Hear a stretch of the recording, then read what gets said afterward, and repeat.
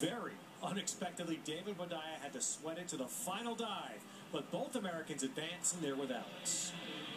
Well, David, about as close as you can get, you make it into the semifinals. Which of those dives, if any, would you take back? I mean, I wouldn't take back any. It was a terrible prelim, but I was on the bubble. I got 18th, and the coolest thing about this is that I know that God is perfect and sovereign, and if I made it, great. If I didn't, great. So I was totally content if I was on the bubble or out. What?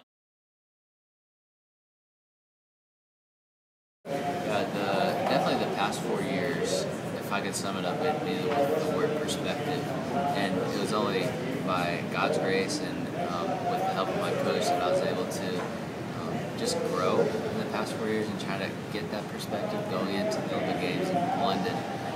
So just trying to grow and understanding God's sovereignty and how He's completely and totally in control of every situation, both good and bad.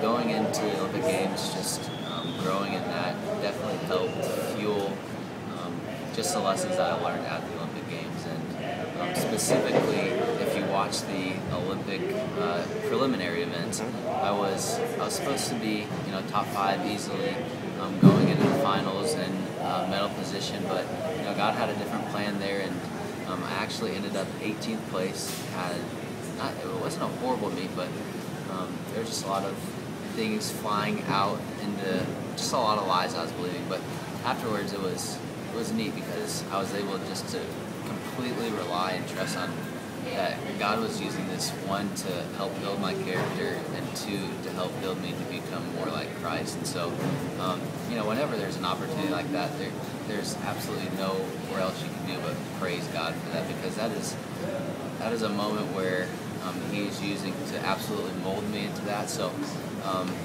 we do hear a lot of critics say, athletes only praise God when they win, but to be honest, I think I praise God more when there's defeat. It's interesting because when there is success, I think I fall into more of a trap because it's more focused on myself. But I actually feel closer in line with God and His plan and following just what my life is about when I have defeat. So, Easter is one of the most important days in Christianity. Someone who follows Christ, because this is the day that death was defeated, and that I'm now no longer in bondage to myself, that I can be made free through the cross. And this is just a celebration to recognize just the beauty of God's grace and the mercy that He has on us. Awesome.